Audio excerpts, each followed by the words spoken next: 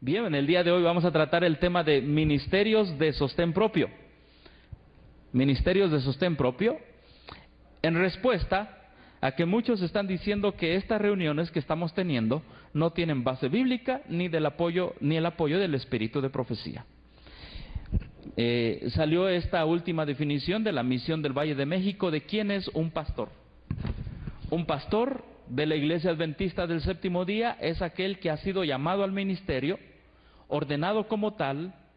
En este grupo se incluyen también a aquellos a quienes han estudiado la carrera de teología o su equivalente, tienen un empleo denominacional y está asignado a funciones que la Iglesia reserva para pastores. Repetimos, de acuerdo a la nueva definición que le están dando a los ancianos, ¿quién puede ser elegido como pastor? Aquel que ha sido llamado al ministerio. ¿Qué más? ¿Ha sido empleado por quién? Por la organización. Tiene una carrera de 4 años de teología y tiene un cargo dentro de la organización. Entonces se puede considerar como ¿quién? Como pastor. Vamos a abrir nuestras Biblias, por favor, hermanos. Abramos nuestras Biblias en el libro de Jeremías, capítulos 1, verso 5. Jeremías capítulo 1, verso 5. Dice la palabra del Señor en Jeremías capítulo 1, verso 5 lo siguiente. Dice así: antes que te formase, ¿qué dice? En el vientre, ¿qué pasó? Te conocí. Y antes que naciese, te santifiqué. Te di por profeta, ¿a quién? A las naciones. Antes que estudiases 4 años de teología, te santifiqué. ¿Es lo que dice la palabra? Antes que tuvieras un empleo en la denominación, ¿dice eso?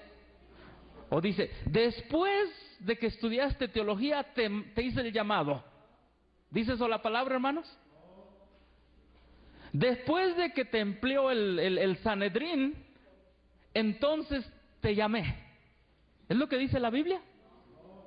Hermanos, estas definiciones no son bíblicas. Si ustedes leyeran esta definición, hermanos, esta es en contra de los que estamos en el mensaje de los 3 ángeles. Miren, toda la denominación para pastores. Los estudios convierten a un alumno en licenciado de teología, pero no lo hacen pastor. Hay tantas contradicciones aquí. En virtud de eso, no todos los que han terminado dichos estudios deberían ser llamados pastores, pues hay más elementos que respaldan el uso de su término, el empleo denominacional. La Biblia me dice, antes que te formase en el vientre, te conocí. Amén. Antes que nacieses, te santifiqué.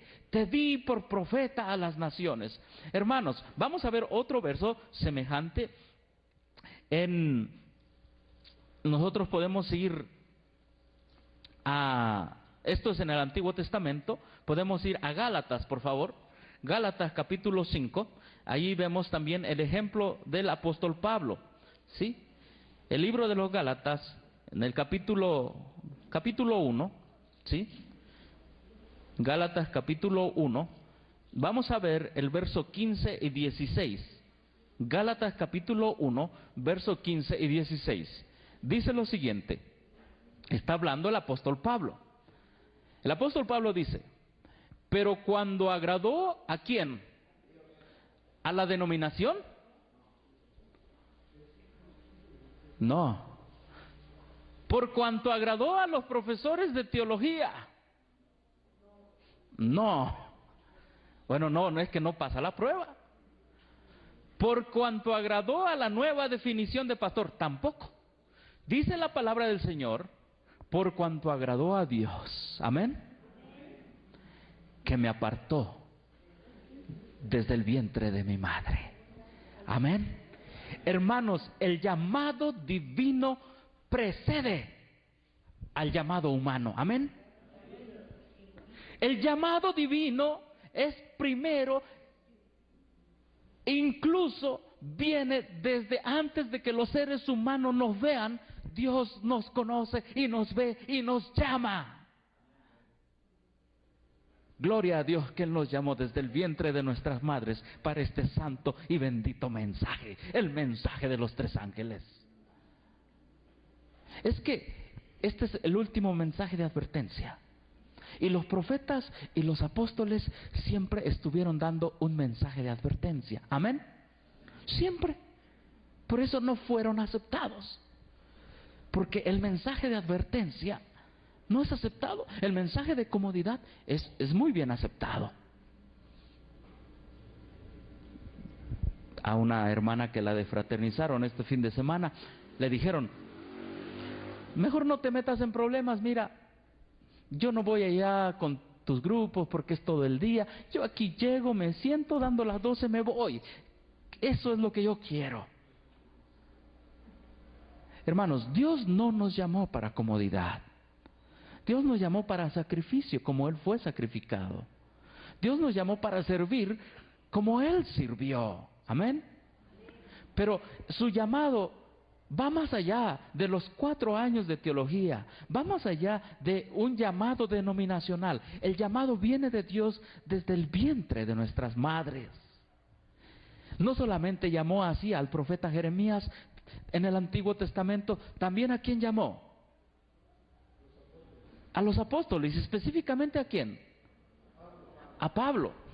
Pablo tuvo ese encuentro con Jesús en camino a Damasco. Pero mucha gente dudaba, ¿verdad? Porque nosotros sabemos la historia, que era Saulo, era un perseguidor. Y mucha gente dudaba que él había sido llamado ¿por quién? Por Dios. La gente que dudaba que él había sido llamado por Dios decía, quizá especulaba, si él no anduvo con los 12 que siguieron a Cristo. Entonces Pablo, en sus cartas credenciales a la epístola de los Gálatas, de hecho, hermanos, los Gálatas son los galos de Galacia. Es una carta a lo que nosotros podríamos decir el día de hoy a los hermanos de Francia. Los galos, los hermanos que vivían en esa zona de Europa. Pablo les dice: mis cartas credenciales son las siguientes. Mi llamado al mensaje cristiano me lo hizo Dios desde que yo estaba en el vientre de mi madre. Y aunque no formé parte de los 12 apóstoles, formo parte de ese llamado desde que antes de que yo naciera. Amén. Y sigue diciendo: me apartó desde el vientre de mi madre y me llamó por su gracia. ¿Quién hace el llamado? Dios. La nueva definición es que el llamado lo hace una denominación. ¿Esto es restringir las líneas de trabajo, hermanos? ¿Cuántos creemos que Dios nos llamó por su gracia? Amén. Todos somos siervos de Dios. Y como dice el himno, debemos tocar la trompeta. Sigue diciendo la definición, verso 16. Y me llamó por su gracia. ¿Qué dice su versión en el verso 16? Para revelar a su Hijo, ¿en dónde? En mí. Para que yo lo predicase entre los gentiles. ¿Consulté entonces a los apóstoles y al Sanedrín? No. ¿Qué dice la palabra santa del Señor? No consulté enseguida con carne y ¿qué más? Y sangre. Amén. Para aceptar este llamado yo no fui a pedirle permiso a los hombres. Y para aceptar este llamado lo acepté porque Dios me llamó desde antes de que yo naciera por su gracia. Y este llamado no es para sentarse cómodamente y estar diciendo, tengo tantos cargos, fariseo de fariseos, circuncidado al 8º día. No, ya me olvidé de todas esas cosas. Ahora sé que he sido llamado por un solo motivo y por una sola razón, para predicar este santo mensaje a los gentiles. Amén. ¿Para qué has sido tú y yo llamados, hermanos? ¿Para qué hemos sido llamados? ¿Para qué? Para predicar. ¿Estamos predicando? Amén, hermanos. Sé que algunos, la Biblia me dice que algunos Dios los ha llamado apóstoles, algunos doctores, algunos diáconos. Los ha llamado de diferentes formas, pero todos con un solo objetivo: predicar la verdad presente. Amén. Ahora, queda claro que Pablo dice, yo no tuve que pedirle permiso a nadie, entonces yo no tuve que apretar un botón para que me empezaran a llamar pastor, ni llamado al ministerio. Yo no tuve que aceptar ningún llamado de hombre, ni pedir permiso a ningún hombre. Por la gracia de Dios fui adelante. Amén. Hermanos, esto es bíblico. Si ustedes revisan la nueva definición que están dando de pastor, no tiene ninguna cita bíblica. Llamado al ministerio, que tenga la convicción de haber sido llamado, estudios profesionales, que se prepare en los cursos de licenciatura de teología a religión, empleo denominacional, función específica de pastor. No hay ninguna cita, ni de la Biblia, ni del espíritu de profecía. Sin embargo, de esta manera están trabajando la conciencia de los seres humanos y le están diciendo, ¿quién es un pastor? Solo con tradiciones, conceptos humanos. Pero Dios llama desde antes. ¿Queda claro, hermanos? Ahora, vamos a seguir viendo algunos elementos más. Vamos al libro de Marcos, capítulo 6, por favor. Marcos, capítulo 6. El ejemplo de los ejemplos. Dice la palabra del Señor. Marcos, capítulo 6, verso 3. Sí. Desde el verso 6, desde el verso 1, Marcos capítulo 6, verso 1, dice la palabra del Señor lo siguiente. Salió Jesús de allí y vino a su tierra. ¿A dónde vino, hermanos? A su tierra. Cristo dijo que un profeta no es, ¿qué? No es profeta en su propia tierra. Y le seguían sus discípulos. Y llegado el sábado, comenzó a enseñar en la sinagoga. Y muchos oyéndole se admiraban y decían, ¿de dónde tiene estas cosas? ¿Y qué sabiduría es esta que le es dada y estos milagros que por sus manos son qué? Son hechos. ¿No es qué? ¿Qué profesión tenía Jesús? 4 años de teología, empleo denominacional, era de la tribu de Leví, no, era de la tribu de Judá, cumplía los requisitos para ser llamado al ministerio, los requisitos humanos. Este sabe hacer sillas, mesas, libreros, puertas, tablas. No tiene los requisitos y está en la sinagoga. ¿Cuáles son sus credenciales? Amén, hermanos. Cristo, nuestro Salvador, el ungido de Dios, inició su ministerio siendo un obrero como tú lo eres, un empleado, habiendo ayudado por años a José en la carpintería, sin tener las credenciales que el Sanedrín pedía.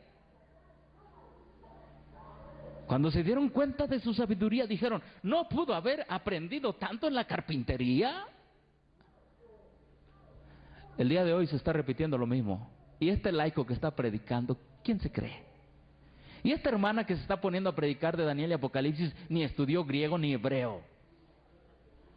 Y este hermano, yo lo conozco, él nada más se encarga de contar los diezmos. ¿Qué vas a ver de teología? Ha habido hermanos que han escuchado las siguientes palabras. Ay, hermano, yo sí estudié teología y tengo la autoridad de 4 años. ¿Cómo me gustaría que estuvieran enfrente de Jesús? Porque también le podrían presumir a Jesús sus 4 años de teología, su maestría, doctorado y su empleado, su employment, su cargo denominacional. Y Jesús se hubiera quedado callado y les hubiera dicho, soy un simple carpintero. Amén. Hago un llamado a los que están haciendo estas definiciones no bíblicas, a que vivan de toda palabra que sale de la boca de Dios. No podemos restringir la predicación del Evangelio. No podemos, hermanos. En 1895, la sierva del Señor escribió el 23 de julio de 1895 en la Review and Herald. Déjeme lo busco aquí, ¿sí? En la Review and Herald escribió lo siguiente: la necesidad del Espíritu de Dios. Escribió ella, 1895. Lo estoy buscando aquí, ya lo tenía, pero de alguna manera se me perdió. Pero es importante que nosotros escuchemos las palabras de advertencia de la sierva del Señor, porque son palabras muy directas. 1895, 23 de julio, se llama el artículo La gran necesidad del Espíritu Santo. El pueblo de Dios tiene la gran necesidad del Espíritu Santo. Y dice, Dios no ha señalado a ningún hombre como guía, ni lo ha hecho conciencia para otro hombre. Por lo tanto, dejen que las manos humanas se retiren de estar prohibiendo a los siervos que sienten la necesidad de ir a trabajar a la viña del Señor. El llamado es, dejen a los seres humanos, retiren sus manos de aquellos que les están prohibiendo trabajar en la viña del Señor. Dice lo siguiente, Review and Herald, julio 23 de 1895. Leyes y reglas están siendo hechos en los centros de la obra, que pronto serán quebradas en átomos. ¿Qué dice la sierva del Señor? Hay leyes que se están haciendo en los centros de la obra del adventismo para impedir la predicación del Evangelio, pero estas leyes pronto serán quebradas en átomos. Amén, hermanos. Y sigue diciendo,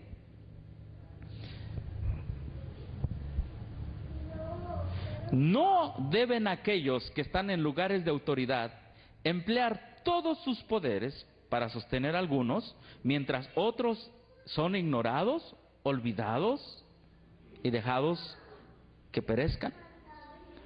Las almas deben de darle cuenta a Dios solo. ¿Quién puede decir cuántas avenidas de la luz deben ser cerradas? ¿Sí? Arreglos que el Señor debe de hacer y que Él no ha instituido. ¿Quién tiene autoridad para decir, tú sí predicas y tú no predicas? ¿Quién?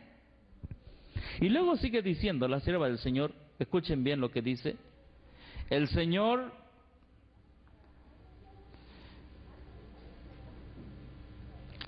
no les pide permiso, escuchen bien, porque esta cita hasta la marqué de otro color. El Señor no les pide permisos a aquellos que están en posiciones de responsabilidad cuando Él desea usar a ciertas personas como sus agentes para la proclamación de las verdades. Amén. ¿A poco creen que Dios va a ir a la conferencia general y le va a decir, vengo a pedirles permiso, a ver si me dejan usar a tal hermano? Hermano, la sierva del Señor es clara. Revista Review and Herald, julio 23 de 1895. El Señor, si quiere usar a alguien como agente de su santa verdad, no le va a pedir permiso a los que están. ¿A poco va a decir, vamos a hacer un comité para ver si a mí, Dios, me van a dar permiso? Hermanos, la palabra del Señor es clara.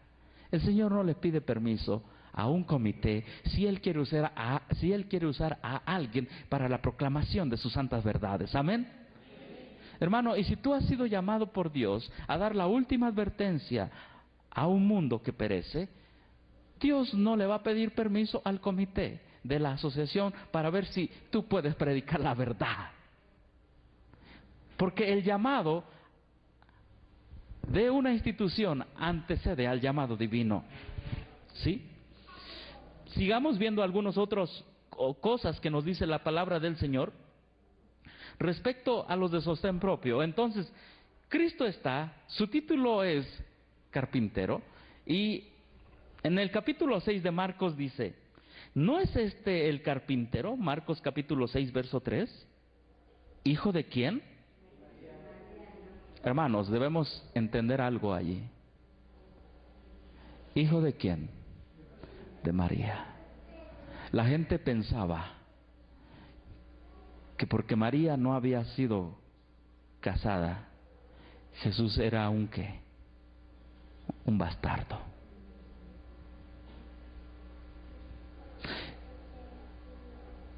Nuestro Señor Jesucristo tuvo que sufrir todos los desdenes y reproches de sus propios hermanos, de su propio pueblo. Aquellos quienes más odian y persiguen no son nuestros enemigos declarados, son los que estuvieron por mucho tiempo al lado nuestro. Lean, lo leímos anoche, Salmo 55, ahí lo dice. Porque no me afrentó hombre alguno. ¿Lo leemos? Salmo 55. Ezequiel, Daniel y para atrás están Salmo 55. Sí. Salmo 55, el capítulo 55, el verso 11 dice, maldad hay en medio de ella, y el fraude y el engaño no se apartan ¿de dónde? De sus casas, de sus plazas. Porque no me afrentó un enemigo, lo cual habría ¿qué? Soportado. Ni se alzó contra mí el que me aborrecía, porque me hubiera ¿qué? Ocultado de él. Sino tú, hombre, al parecer ¿qué? Íntimo mío, mi guía y qué más, y mi familiar, que juntos comunicábamos dulcemente ¿qué? Los secretos, y andábamos ¿dónde? En amistad, ¿en dónde? En la casa de Dios. Que la muerte los sorprenda y desciendan vivos al Seol. ¡Ah, qué deseos! Hermanos, está hablando un ser humano. David el profeta tenía amigos que caminaba seguramente de la mano como muchos de ustedes caminaron. Con amigos íntimos caminaron en el templo. Y que hoy que han tomado estas santas verdades son los que los aborrecen. Aquellos con que ustedes compartieron los secretos, ahora son aquellos que ustedes tienen que, o todos tenemos que soportar. Así empezamos a tomar la cruz de Cristo, con sacrificio. Tú, mi íntimo amigo, mi amigo y mi familiar.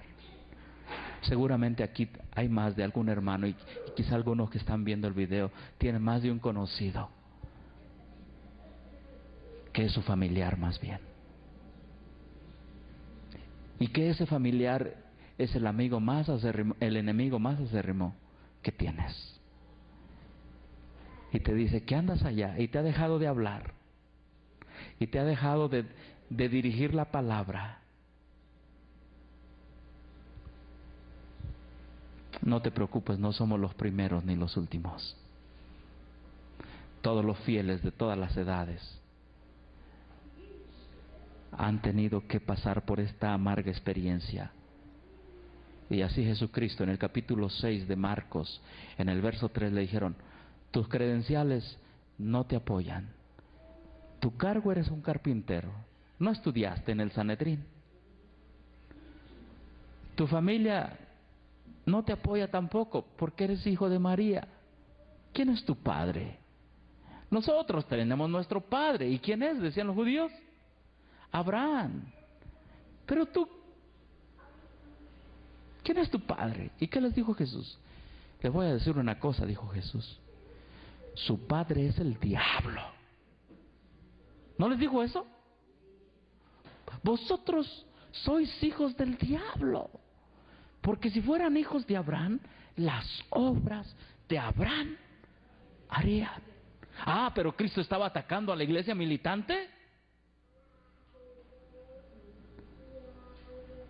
Vamos a analizar en la tarde esas citas, porque hay algunos que han entrado a este movimiento, pero al leer ciertas citas del libro Eventos de los Últimos Días, fuera de sus contextos, están volviéndose en contra de este santo mensaje, el mensaje de los tres ángeles, y se vuelven muy cómodos a sus sillitas y se quedan tranquilos con un cargo. Volvemos al verso: hijo de María, hermano de quién? De Jacobo, verso 6 de Mateo. Judas y de Simón. ¿No están también aquí con nosotros sus qué? Sus hermanas. Y se escandalizaban de quién? De él. Mas Jesús les decía: no hay profeta sin honra sino en su propia tierra y entre sus parientes. ¿Y dónde más? Y en su casa. Jesús, el Hijo de Dios, 100% hombre, 100% Dios, no cumplía los requisitos para ser empleado denominacional. Sin embargo, fue concebido por el Espíritu Santo, llamado por Dios, acompañado por los santos ángeles, y las obras y el poder del Padre se reflejaron en cada momento de su vida. Y su ministerio echó para abajo el ministerio de los otros. La gente se encelaba, dice la palabra del Señor. Vamos allí en mismo Marcos, en el capítulo 1. Marcos capítulo 1, versos 14 y 15. Marcos capítulo 1, versos 14 y 15, dice la palabra del Señor.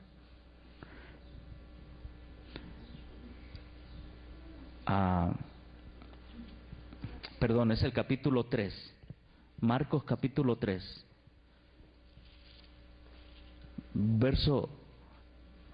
Empezamos desde el verso 13, Marcos capítulo 3, desde el verso 13. Después subió al monte y llamó así ¿a quién? A los que tenían 4 años de teología. ¿Otra vez? Hermanos, estoy contrastando. La Biblia me llama a contrastar la verdad con el error. Porque hay un peligro. Si en las escuelas de teología les enseñan la verdad torcida. Es más, ¿de dónde vienen las escuelas de teología, hermanos? ¿Han ustedes estudiado el libro de los Hechos? ¿Han visto que los apóstoles para ser apóstoles fueron a estudiar teología? ¿Ahí dice eso? ¿Quién y para qué